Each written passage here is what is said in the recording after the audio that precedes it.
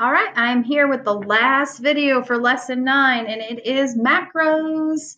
And we're going to do a mediocre macro. It's not as easy as the one I showed you with doing your name, and it is not as difficult as the one where we took it between the two workbooks, and it's not as hard as like a macro with a tree structure. So we're kind of in between. So we are going to use this file called 09 4 Strong Tours Revenue. Okay, so we have tour stops, locations, categories, and sales. So what we're going to do is we're going to essentially make a macro to do a function in our workbook, and hopefully I don't mess this up. Okay, so we have to make sure your developer ribbon is on, and if it wasn't, you would go to File, Options, and then you would do customize ribbon, come over here on the right hand side, check developer and press OK, but ours is on. So now, remember macros can be done through the view ribbon over here in the macros group, and it's just a small excerpt. Developer has the full blown macros options on the ribbon tab. So developer is the better way usually to go. And we are going to use this code group over here, and they want us to be in D21 to start, okay? So D21 is our starting point, and it's important that we are in D21 because you know with macros, everything that you click, you type, you do is recorded in there, and that could jeopardize the sequence of the macro. So I'm back up here on the developer ribbon now after I've selected D21. And what I need to do is in the code group, I need to use the relative reference because I'm going to use this function over and over again. So I don't want to lock in the cells. I don't want it to always be D21. I want D21 to become, I don't know, what's one of the other ones that I use?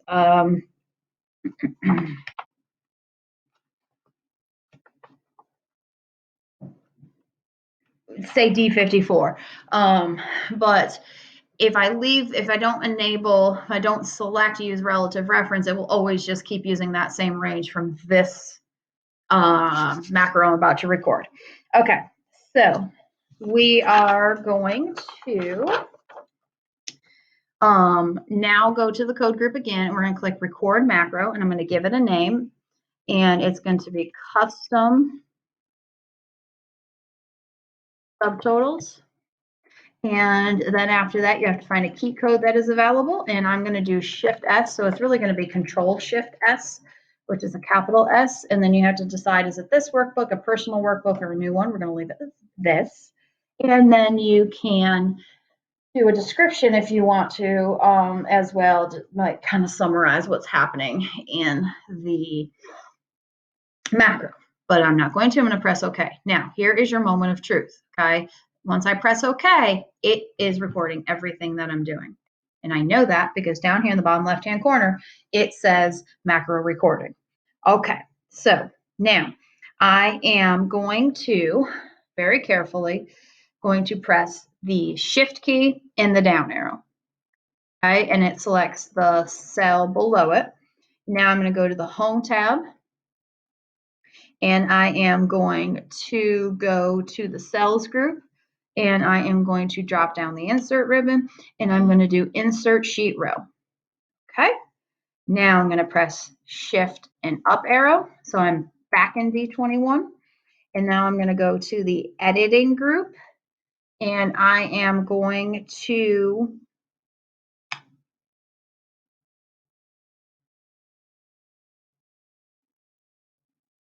click auto sum, and I am not going to do anything yet in terms of pressing enter. I'm going to go to the Home tab. I'm going to go to the clipboard group, and I'm going to click copy.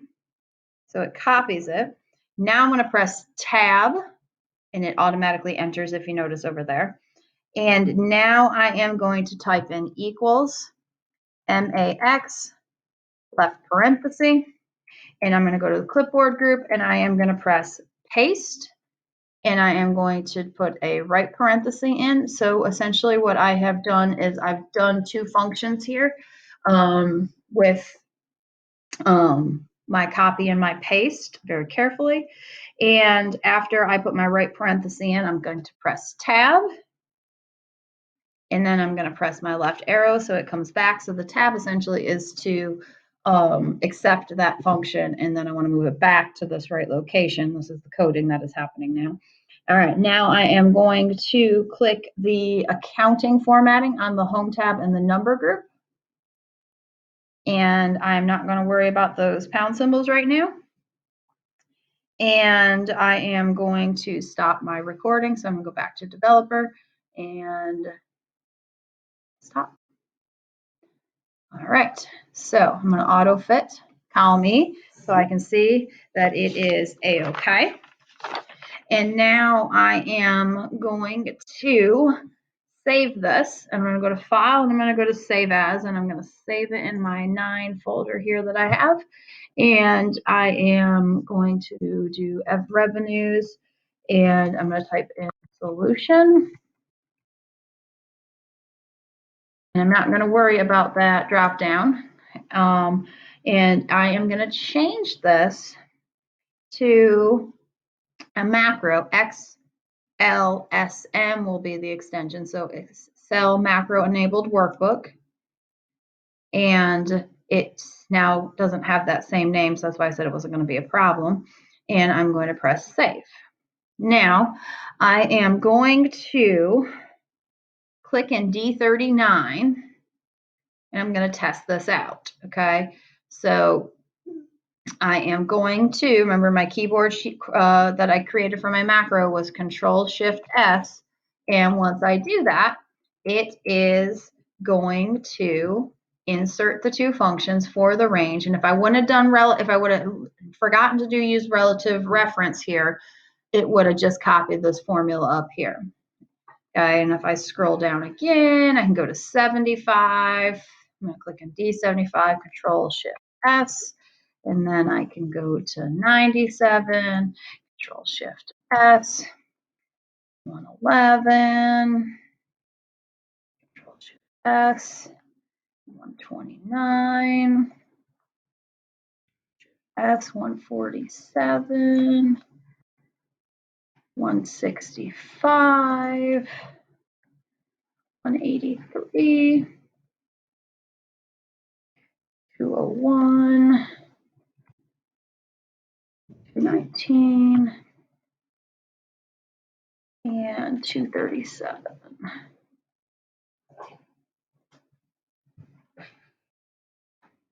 And then I can do the last one here. Oops, wrong one.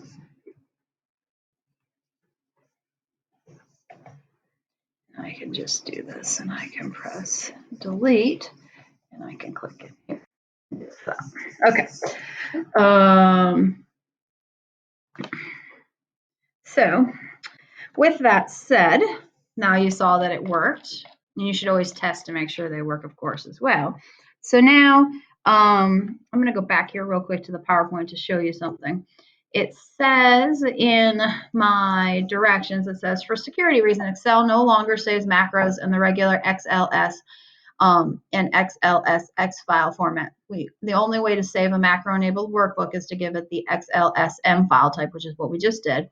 This way, companies that want to avoid the possibility of spreading malware can reinforce policies preventing the XLSM files from being attached or received with emails, because you're essentially putting down your wall, if you will, when you change the security. So speaking of security, it says because of malicious software, you cannot execute macros from a file you open until you read the notification and click Enable Content. If you ever plan to run a macros or you're skeptical about your office colleagues, you can turn off macros completely. You can also turn off notifications and enable all macros if you want.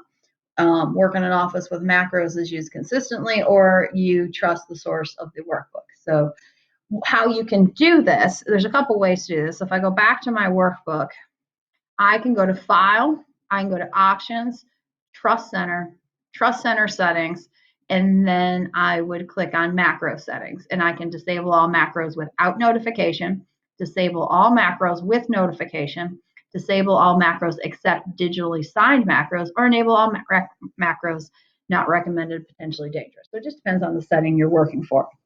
They want us to disable all macros with notification.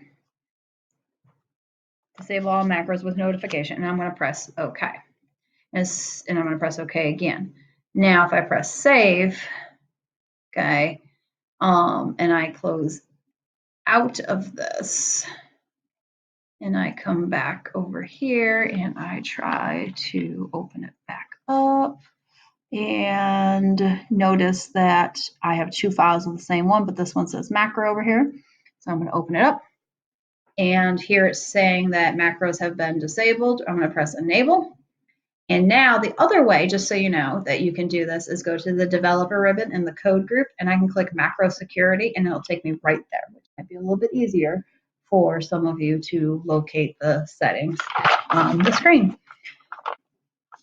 All right, I hope that makes you feel a little bit more comfortable with macros, and that is the end of this video series. Thank you.